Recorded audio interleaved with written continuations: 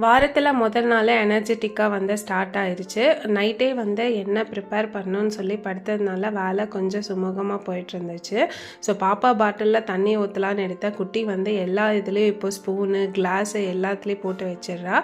So என்ன சிம்பிளா lunch plan பண்ணியிருந்தேன்னா, கொள்ளு பருப்பு, கொள்ளு ரசம், அதுக்கப்புறம் வெண்டைக்காய் பொரியல்.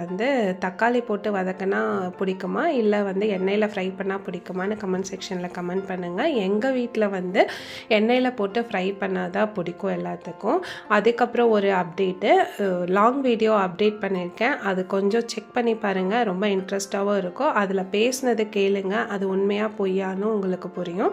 ஸோ பாப்பா இட்லி ஊட்டி விட்டு அனுப்பிச்சி விட்டாச்சு. அதுக்கப்புறம் லஞ்ச் வேலை பாப்பா போன உடனே ஸ்டார்ட் பண்ணிட்டேன். ஸோ வெண்டைக்காய் எண்ணெயிலே ஃப்ரை பண்ணி எடுத்தாச்சு.